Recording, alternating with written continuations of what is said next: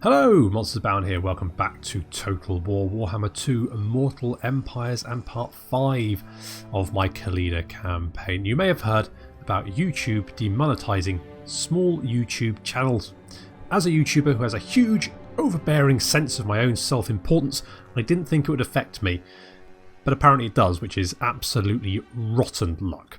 Because of that, some cutbacks are required to keep me in the lifestyle to which I have become accustomed. Otherwise, my plans for a giant, tasteful 190-foot tall golden statue of myself in the garden for the peons to marvel at is right out the window. As such, I'm shifting the video production to China, which will save me a small fortune and is also going to have a remarkable effect on quality, by which I mean an increase in quality, because I half-arse a lot of this. Unfortunately, due to China's current political situation, it might turn out they sneak some communist propaganda in during the production. Might be subliminal, you might not even know it. Just be aware, if you get the sudden urge to seize the means of production, that could be why. Last time we took out Queek. Well, we've almost taken out Queek. Queek has one last grey seer, Scalpite here. I mean, it's probably not going to be an issue, so that's fine. We've got Ibiamus. He's defending the Charnel Valley, and currently the Devil's Backbone up here is unprotected. I'm a little bit concerned about just how strong the greenskins are getting. Okay, they're strength rank 2. So that could be a thing. Are they? Okay, it kind of looks like they've taken everything but Karak, is my suspicion. So that's fine. That's fine, no problem. Okay, yeah, good. Right, well, thanks Grimgor for that little chat. And we will just end the turn.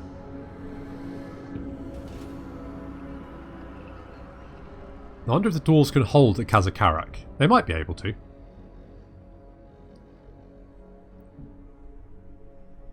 On the other hand, the Orcs bring enough armies. No. Ah, here comes Queek's last attempt. Yeah, he's laying siege to the Lost Plateau. Looks like a Grey Seer and a Skaven Assassin. Oh no, a Grey Seer and 2 Skaven Assassins are laying siege to our city. Yes, okay. Well, that's fine. I'm just going to auto-resolve that, I think. Yeah, that's good. Okay. Asaf blesses me again. Khalida's got the Exterminator, plus 5 leadership when fighting against Skaven. And she's bold. This one is no craven. No, indeed not. An audience. Very well. Have you spoken to my cousin? You want a non-aggression pact? No, because unfortunately, I'm going to have to kill you. I don't want to, but I'm going to.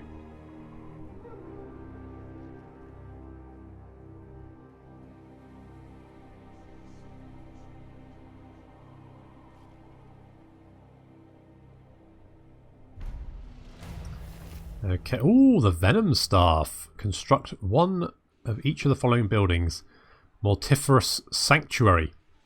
The blessing of Asaf, the Asp Goddess, has waned of late. The divine venom in Khalida's veins flows sluggishly, and her Venom Staff seems devoid of the goddess's fury.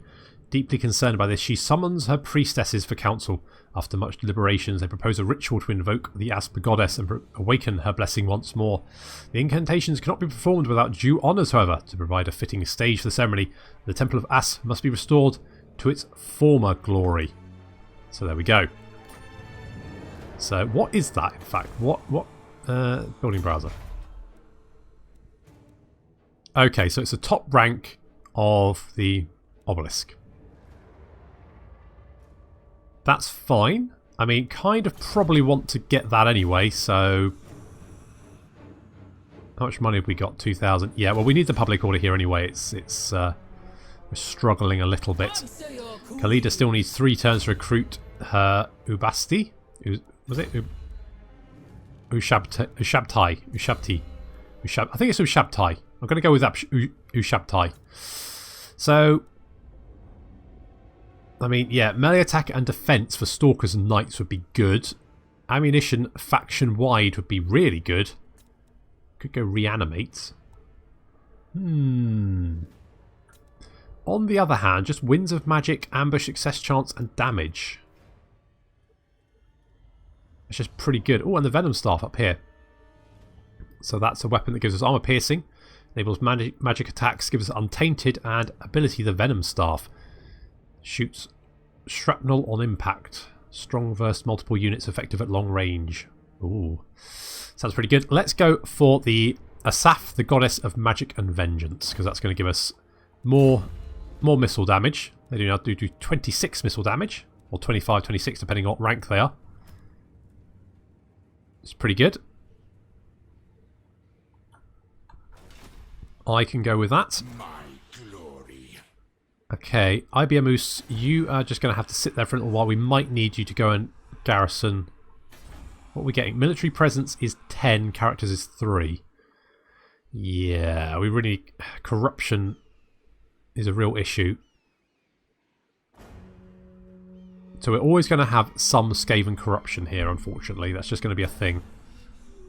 So we need to have something to nullify that. Okay, we've got an obelisk being built there. That's good.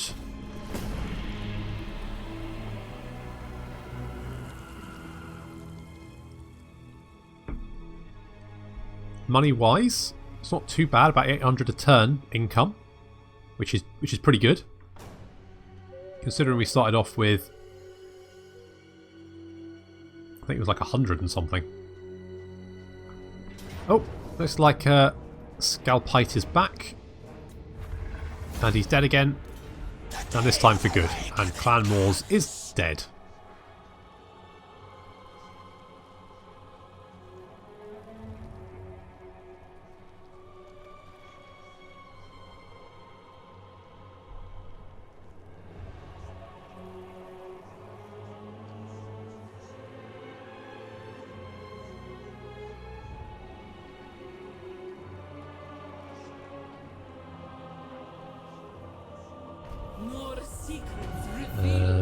Oh, okay, they tried to assault the garrison before they attacked and failed. Clan Moors is dead. High Queen Khalida is severe. And we got the Blessed Legion of Pakta. Existing only to serve the Hawk God's blessed archers deliver his swift justice, a rain of death from above long after their own lives have ended. And those guys are dead. So we can get this arch unit which has armor sundering, which is nice. On the other hand, that hang on. My will be done. Huh. Yeah, okay, so I think this is the same problem that you get with the like Goblin War bosses in Skarsnik, in that because you have an effect that gives all units in your army poison attacks, a unit which has a different ability, like Armour Sundering, gets it overwritten. So there's no point putting the Blessed Legion in Khalida's army, because it's basically pointless. So you may as well get rid of one of these units and get it there. I'm good with that, that's fine. What else? We could get more Nehakara warriors. Maybe we get another one of those. King of greatest dynasty. Let's do that. That seems fine. I'm happy with that. Hatip has got a skill point. We've given a skeletal steed. We could give Incantation of Preservation, which give Lord Recruit rank +1 faction wide.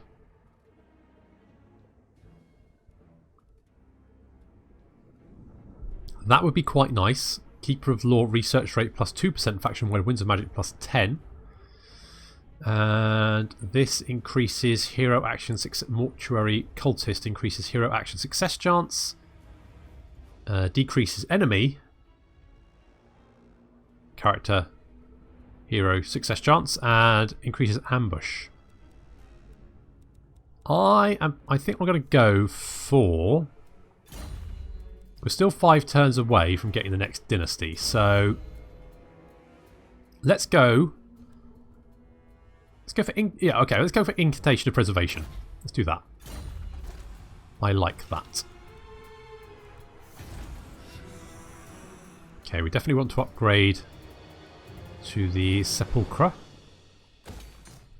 for the public order because it's absolutely garbage. And we're probably... Okay, so Numas, Qatar, and the Springs of Eternal... Okay, so this is a different faction. Its advisors bid that we should make amends. Okay, you kind of like me, which is nice. However, I would quite like your territory, so we might end up having fisticuffs, just a tad.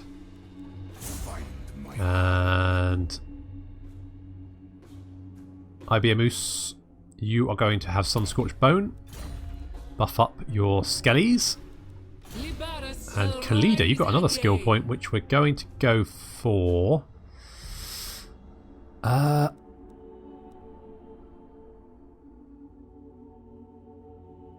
Oh, that gives a regeneration. That would be quite nice to have. But I think I'm going to go for Liberus's Best. The magnificent Tomb City is renowned for its undead archers pledged to serve the High Queen for eternity. Ammunition plus 25% faction-wide, which is really nice. So we're going to do that.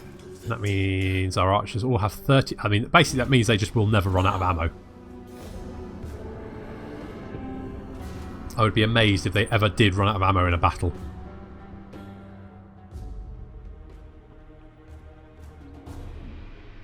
Greenskins confederated with the Red Eye. They are getting stronger and stronger. That is... I mean, at least I don't have to fight dwarves for days. So there is that. Does look like it's going to be greenskins though. And that makes Lamia a little bit of a problem because it's right next to their territory. If they declare war on me, that's the direction they'll come from.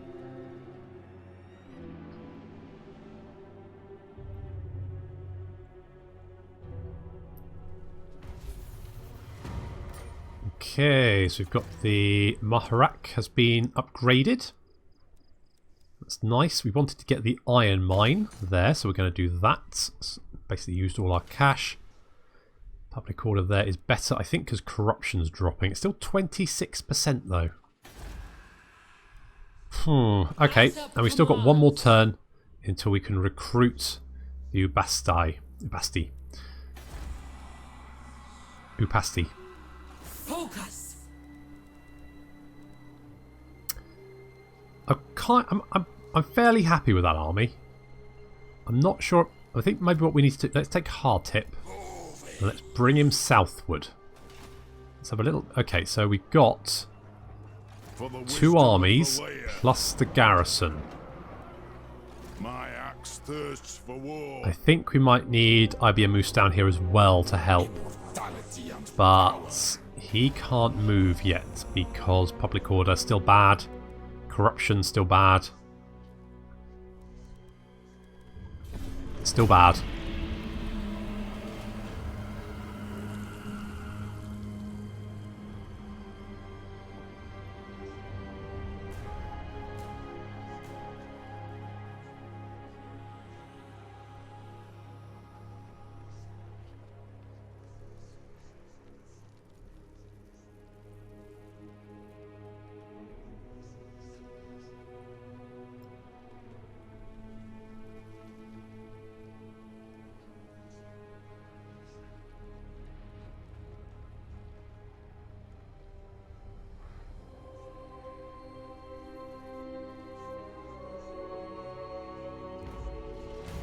Okay, so public order here is now a little bit better.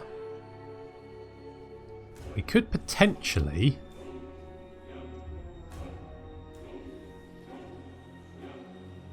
it's only 5 from corruption, which isn't too bad. So that's +1. Currently getting +4 from characters though. What are you doing?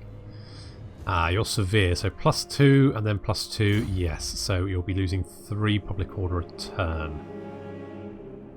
But corruption should still be going down.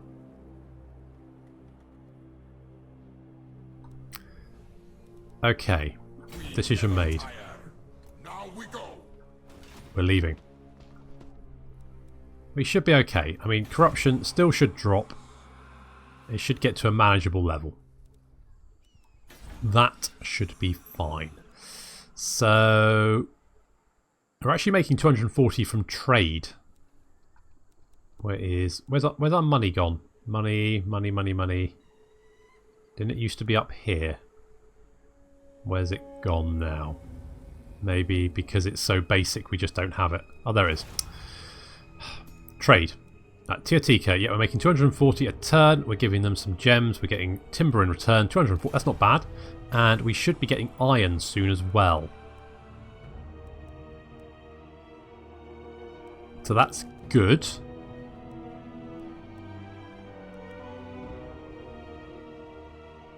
Well, I mean, yeah. Okay. Still need some more growth to get to level 4. Level 5 is when we have all the cool stuff like the War Sphinx, the Necro Sphinx, and the Hyro Titan. And right, we could get a Casket of Souls, but we'd need 5,000 gold.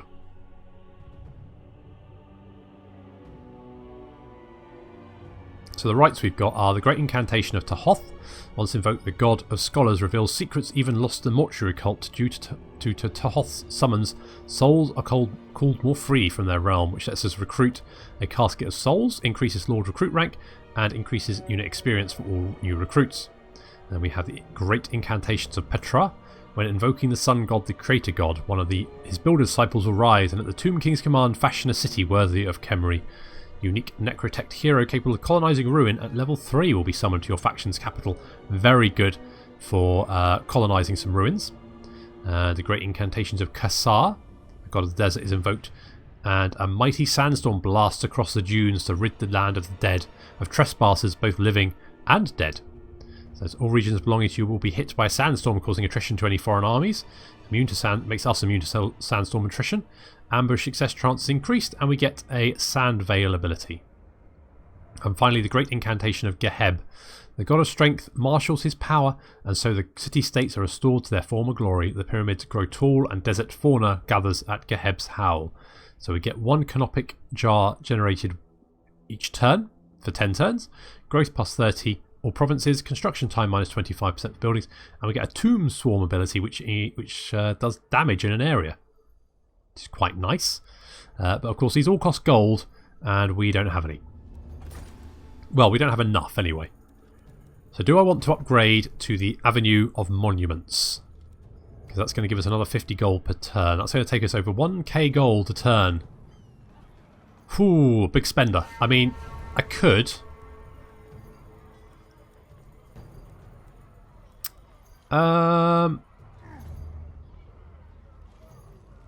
Yeah, let's go for it. It's a long-term investment, but it should be. I think it's the right one. Okay, so we spotted the armies down here. I'm not overly concerned about them, but we are gonna. I mean, the problem with dwarves is they're very heavily armored, and basically none of our units have armor piercing. Some of like the Ushabtai and the Necropolis, and the Necropolis Knights do, and the Stalkers do as well. So the Flock of Jeff does as well, but they're not very good melee fighters. So we're just going to have to. And I could. Public Order's still bad. Should really get another obelisk there. Okay, well, Hatip, you just stay down there for the moment. We might bring you back up to rejoin Khalida, but for the moment, you're staying down there.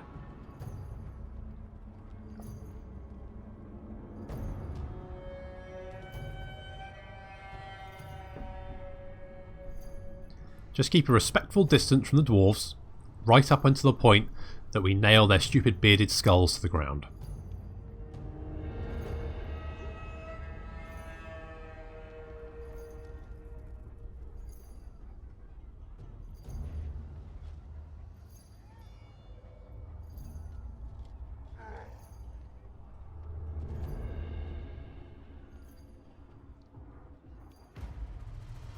Okay, So you constructed the iron mine, so that should increase our trade. Indeed it does. 340 trade income now. Ooh, I just don't know what to do with all this money. Vengeance. Where is the dwarf territory? The dwarf territory starts down here. Are we going to take attrition? We should be okay there. Mine will. So let's move you down there. Let's move Ibiamus. Public order's still bad there. We've got another army coming soon.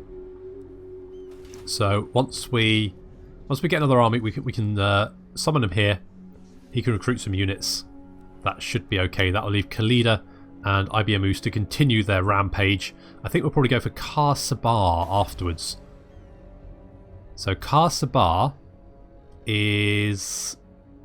It was a city known for its bronze back before Nagash destroyed everything. And it was like all its warriors were famed for being heavily armoured and all that kind of stuff. And they were all... I think their patron was Geb, the god of strength. So they were strong, powerful warriors. Okay, let's get Hatip back with Khalida. That seems fine. We're going to do a little bit of light raiding, just to up our income levels. Make your offer, but beware my venom. Hi, There Grimgor. is no antidote. Oh, non-aggression pact. Oh, who are you at war with? The vampire counts and the dwarves. Yeah, sure. This is good for the tribe. Yeah, no, that's fine by me. I'm doing stuff down here. You do your thing, I'll do mine. We can, you know, that I think there's a good. We can, you know, yeah, that's fine.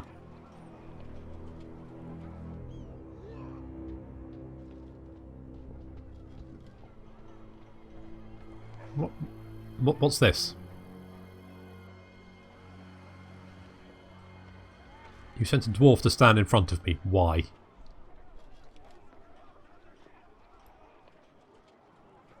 I don't like it. He's all small. I know what I could do is change up. We could stop worshipping Jeff because there's no one there. And we could worship Asaph, which is going to increase public order by 8, untainted by 3. And we could actually switch, because we've still got...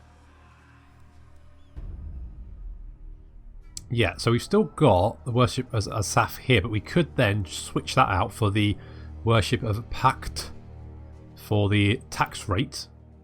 Of course, we get additional bonuses because of we've got one of the books of Nagash. So let's go for the tax rate there. That should give us some more money. That should sort out the public order problems there. That's good. And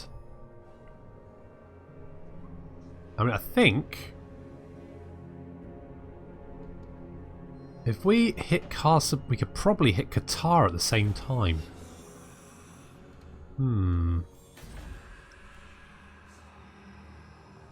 Let's see. Can we craft anything interesting? So what can we craft? We can craft 2 different types of weapons. An enchanted lapis mace. That sounds quite nice. Inscribed Kopesh. We can get armour. Shield of Petra. Did not say 4 things. It said oh, we can get an arcane item, a scroll of shielding. Okay. So we've got 180 jars. So let's craft a scroll of shielding.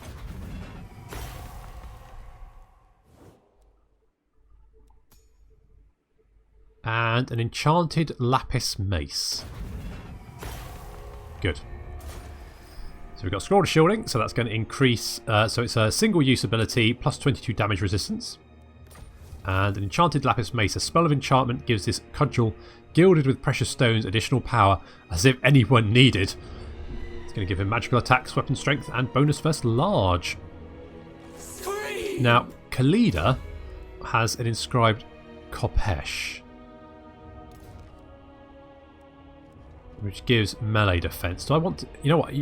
We'll give Khalida the enchanted lapis mace because it's some bling. Who doesn't love a bit of bling? Oh, you've got some magic resist item. Okay, that's... And then... Ah, yes, then Ibiamus can have the inscribed Kopesh. And there we go. That's looking pretty good. Nice. It's inevitable. Indeed it is. So we're going to move Khalida slightly. We are trespassing, and then we're going to do some raiding as well. They're living. So public order here is... Yeah, it's still bad, isn't it? I don't find dealing with public order a fun thing to do, particularly. It's just a bit annoying. Okay, well that's all we can do for the moment. If we can take the dwarf city, if we can take Karak Zorn, then I think this province will be pretty good.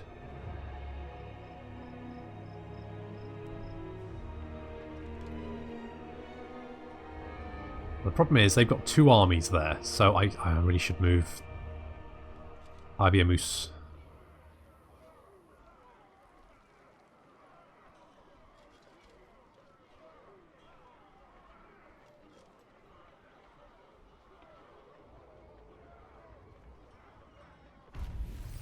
Okay, we've got wisdom of the... Oh, hello.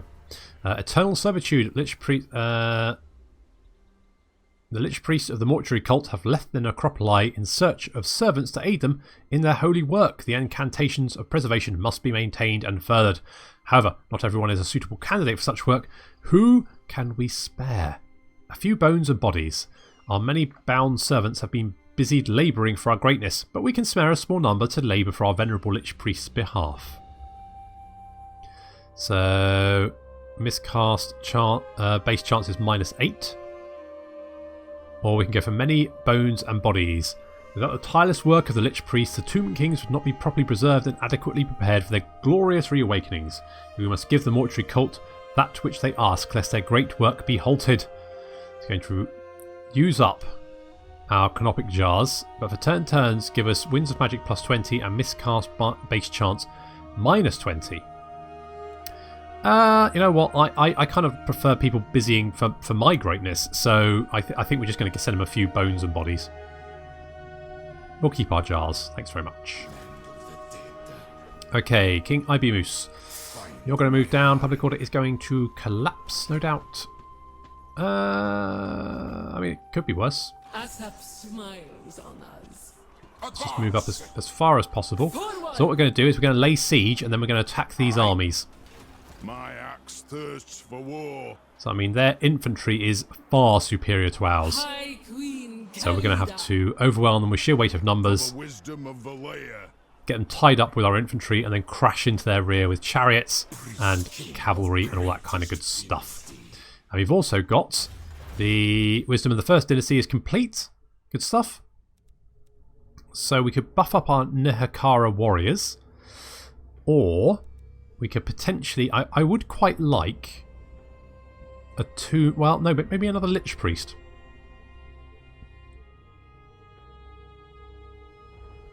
Let's go for the priesthood of Naru. Naru, betrothed of Petra, is a goddess of the moon and the great protector. So it's going to cost 1,000, but it will mean we can recruit another Lich Priest, which will be very useful. We can also recruit another Tomb King. Eternal, so we can get that guy, but his name is unpronounceable. Arandes, he's trustworthy. Public order +1, diplomatic relations +5 with all factions. That could come in useful. I mean, that's a trait. Is that a trustworthy face? I'm not 100% sure, but Arandes, you're up. So you could be a route marcher, and we are going to get some archers. Let's get some Nehakara warriors. Let's get some of those. Let's get a couple of chariots. And what are you? 17, 18, 19. And I think that is good. Then we get a Lich Priest. Job's a good one.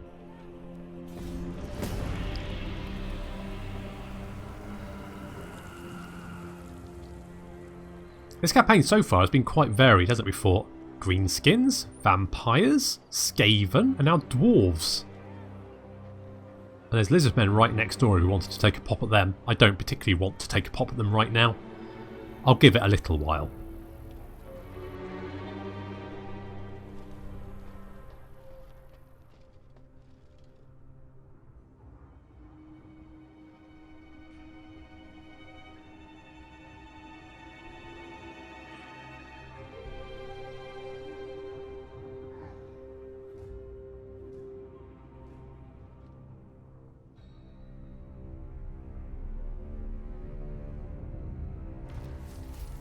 Okay, so we've got a Lich Priest and Abandoned Sphinx. Have we had this one before?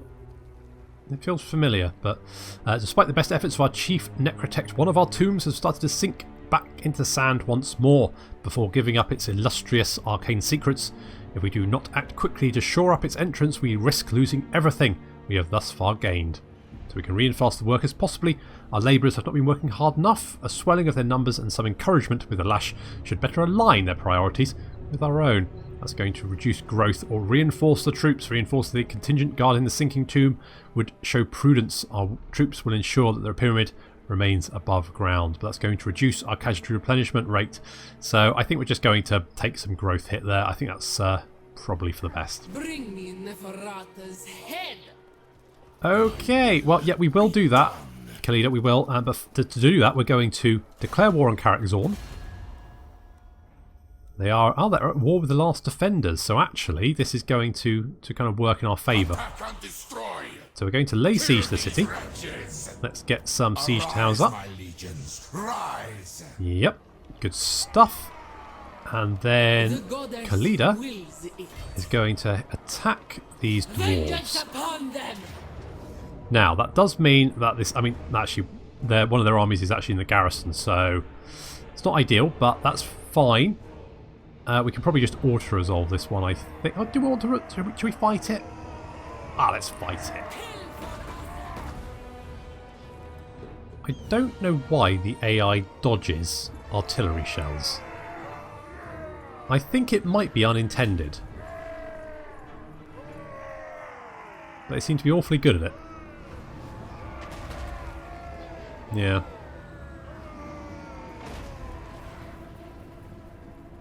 I suspect it might be unintended because the AI can see like telegraphs on the ground. So, for example, if you're going to cast like a vortex spell or something, it can see it. This is the Asaf spell.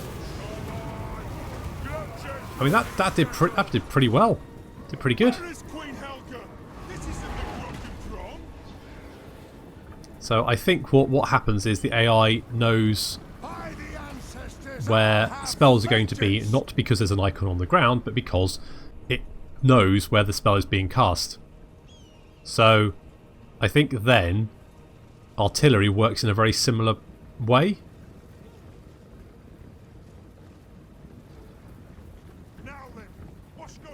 So it just treats it in the same way, which is fine. Well, no, it's not fine. It's annoying as hell, but still. I hope they fix it because it's just a bit annoying. The AI shouldn't be able to dodge artillery shells. I mean, the player couldn't, so the AI shouldn't be able to.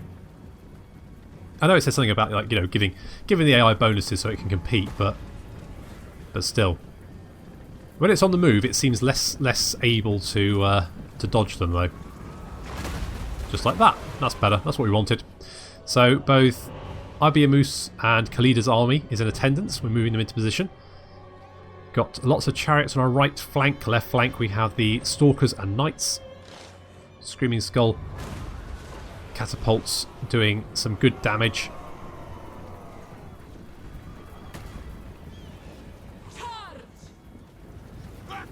They're in range to open fire. We're going to use our chariots to swing in, and this ability here. Holy balls! That just wrecked an entire unit of dwarves. That just nailed them to the... Holy crap, that's amazing! That ability's amazing! It's my new favourite ability, I found it. It's fine. So we've got the chariots moving in on the left flank. Or the dwarves' left flank. And they've got a couple of units of dwarves with great weapons. We're just going to go charging in. In come the chariots. Careering in.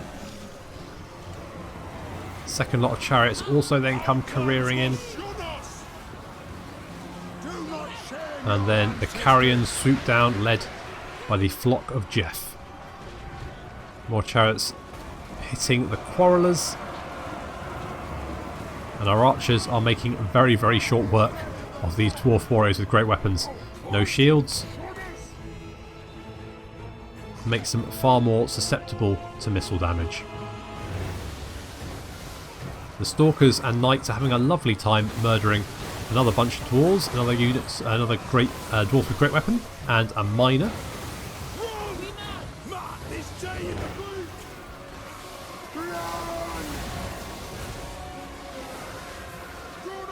Chariots have very, very quickly wiped out all of the dwarf units on their left flank. Just the dwarf warrior lord, or rune lord, continuing to fight on. The rest of them fleeing or dead. Do Shabtai. Kind of trying to get some stuff done. Geez, that one just cut a dwarf and he exploded. Oh, don't these guys look at them? Look at them go. They're amazing. The Tomb King units, probably some of the best looking yet. And that's saying something considering how good the rest of the units in Total War Warhammer 2 do look. The artists have done an amazing job. The Rune Lord's fleeing off in the distance there, chased by Khalida. Didn't require much effort to take him out. I think it's fair to say dwarves should not be a problem. Let's take the replenishment just to patch up any of the units that got damaged. Did that army get destroyed? Yes, I think it was destroyed. Okay, well that works out for me. That works nicely indeed. Let's go for Entomb Beneath the Sands. Khalida's got a skill point. That Legion of the Ask Goddess. Jesus Christ, that's nasty. Holy crap. I mean... Okay, well let's give Khalida Frenzy, because it also gives her physical resistance, so that's just really good. Her legendary intelligence, temperament and personal bravery makes Khalida stand out even from the extraordinary ranks of the immortal Tomb Kings. Works for me, and of course we've got Arandez up here. He's recruiting an army. Looking pretty good. Public order's not great there, but it's not actually too bad. It's manageable. It's at a manageable level, which is nice. We could get more Nehekaran warriors. I definitely want to get a royal barracks at some point. Money is actually looking like it's actually looking pretty good.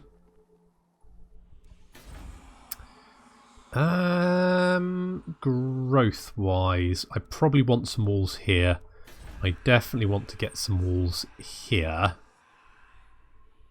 A column of gleaming bone holds a stern and ominous watch over the shifting and treacherous Nehekaran sands. Let's do that. Librous, we definitely want the spices, so I might get rid of the bone shaper there. Just switch it out for something else. Okay, that's looking pretty good. We do have some research, so we could get a Tomb Prince. Do I want a Tomb Prince? I mean, maybe. We don't have any construct. Well, we do have some constructs now, so actually maybe a Necrotect. But before, I mean, while we look at getting that, let's maybe get ammunition for chariot units. I don't really have many. Weapon strength for the Hekara warriors and chariot units. That sounds right up my alley. First Dynasty plans. Construction scrolls have been disinterred, making it possible to improve certain units' weapons and armor. Let's do that. To battle for the Creator God. Indeed.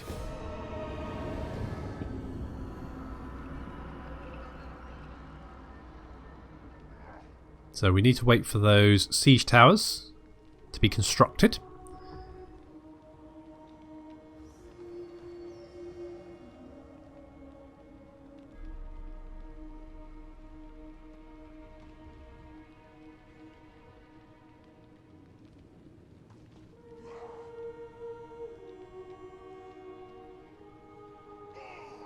Oh, we need to get another Lich Priest, don't we?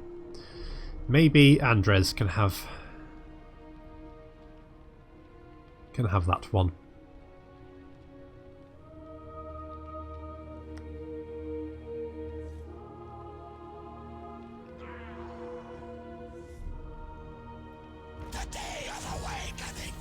Okay, so we just failed to assault our units.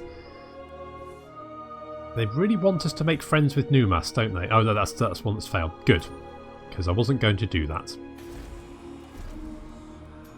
Okay, Lich Priest. So we could get them with the Nehekara lore. Now that's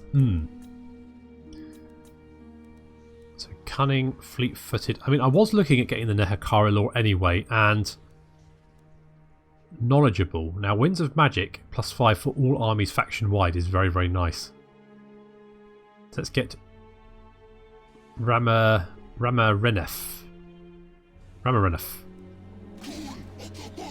You're up. You're going to join in there. You've got 19 units. That's fine. Good. Continue recruiting. Hatip. Let's go with Keeper of Law. There are specialised rituals, chants and incantations for drawing forth dead spirits and binding them back into the corporeal form. This one knows them all. Let's do that.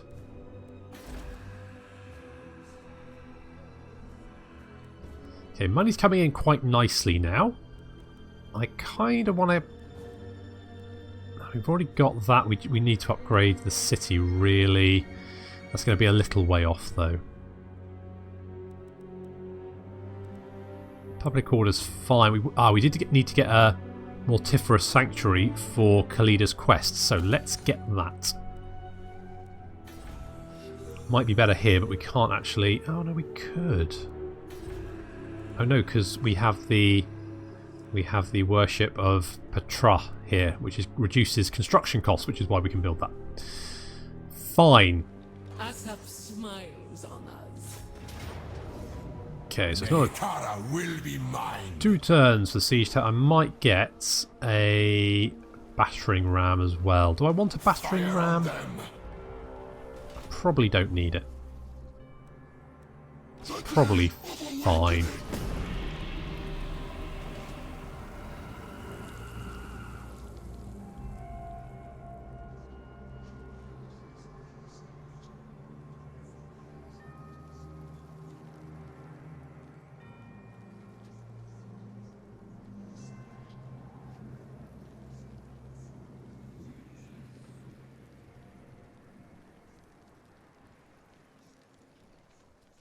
I would like to have some more agents so I could send them out and just see what's going on further afield.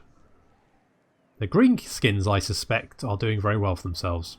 Which is nice to see, because it used to just be dwarves as far as the eye could see. Mind you, I don't particularly want it to be orcs as far as the eye can see either. Okay, yet again you failed. Good. And let's get Ramarenef in to replenish this army, give you some magical support. Need another 1 turn there. That's looking all good. I think we're running out of time, so we're going to have to finish off the episode.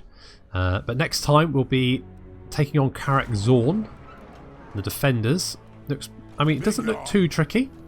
They do have some long beards there, and their infantry are way better than ours. And potentially, after that, looking at expanding out into the desert.